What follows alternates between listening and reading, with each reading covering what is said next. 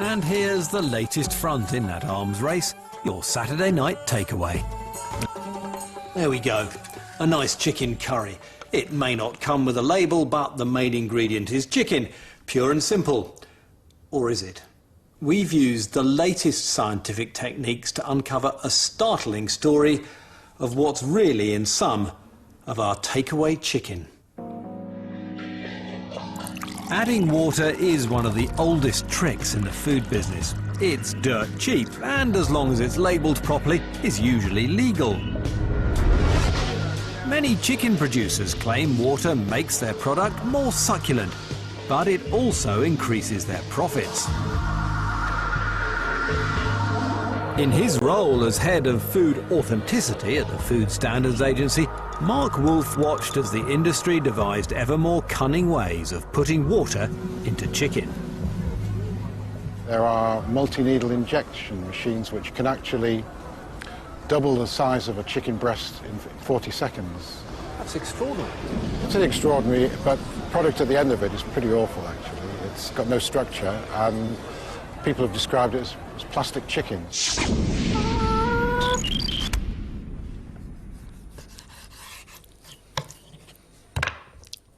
And here it is, chicken that's nearly 1/3 water. Now, you might think you haven't eaten this, but you almost certainly have, because huge amounts of it go into our restaurant meals and takeaways. And to hold all that liquid in there, you need to use a protein powder, and that's often made of animal skin and bone, and that's where things get a bit messy. Back in 2003, a BBC Panorama investigation revealed some European companies were using protein powder from other animals to hold in the water. And you're allowed to use beef, you're allowed to use pork, you're allowed to use chicken, you're allowed to use anything. Yes, beef and pork is cheaper. Using pork and beef protein is legal so long as it's declared on the label. But the BBC's investigation tracked down the protein suppliers who were helping manufacturers to hide what they were doing. It caught them explaining how they could destroy the pork and beef DNA to make it undetectable. But we have what we call PCR negative This is what we were interested in which in. no animal species are detectable. Well, that's not my decision. This is a new relative product. Yeah. No, it's the product as such is already. But that is what I meant with our special techniques.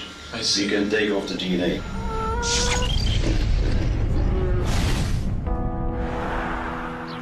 With techniques like that, the food fraudsters were one step ahead of the food detectives.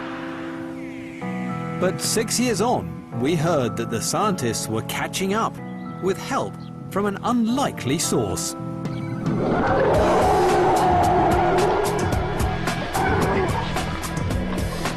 A brand new technique developed by archaeologists to help them unlock the secrets of prehistoric life.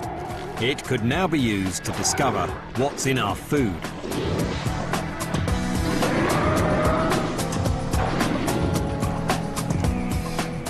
We decided to put the science to good use. We bought chicken breasts with added water from a number of wholesalers. The boxes said they only used chicken protein to hold in the water. But could we trust them?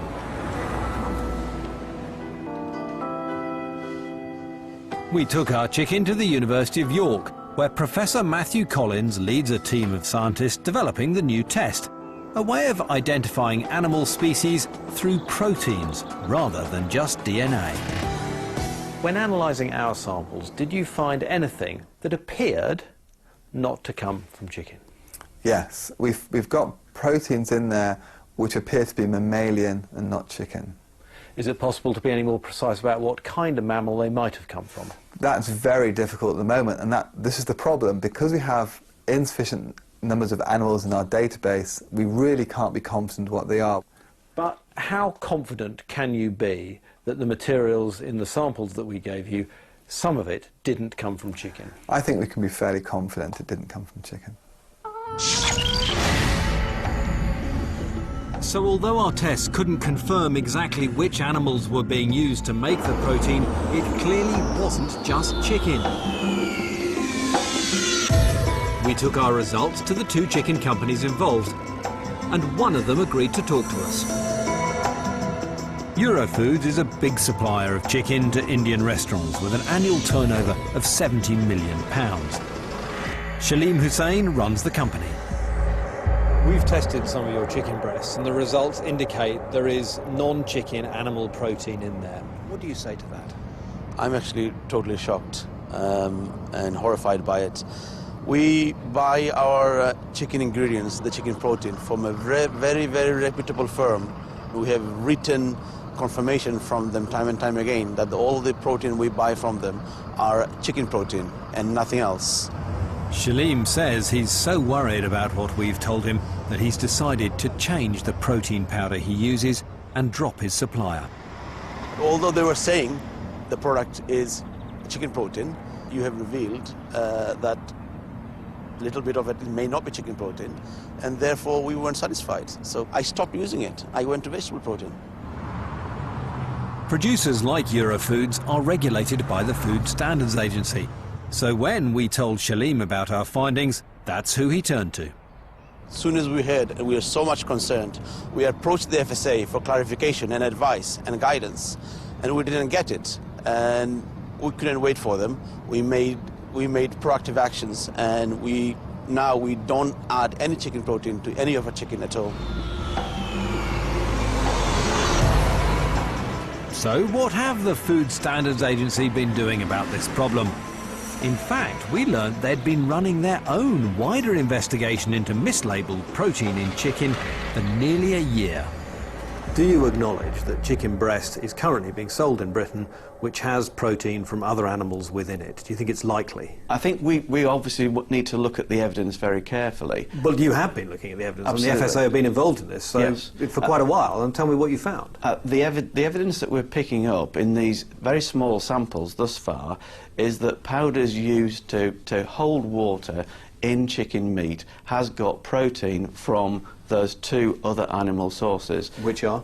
Beef and pork. So, somewhere along the line, the fraud is still going on. And this is more than just a matter of taste. Because a lot of the chicken with added water is labelled as halal. And for Britain's Muslims, the fact that they might unknowingly be eating pork, even in small amounts, is a huge worry. Dr. Shuja Shafi is the Muslim Council of Britain's food expert. How would you yourself feel if you'd been eating chicken which turned out to have pork in it? I'll be extremely annoyed, extremely distressed, and if this is a deliberate deception, then we would be very angry and would have every right to be angry. The Muslim community go to an extraordinary length of trouble to make sure that the products that they consume are free of ingredients that are prohibited. So that's why we rely heavily on food labeling, and to be reassured or to be told that those systems are in place and then find that that is in fact not the case is very annoying, very disturbing, and would become extremely angry. Is it still the case that a year after you're alerted to it, British consumers are still eating chicken that may contain other animal protein, pork or beef?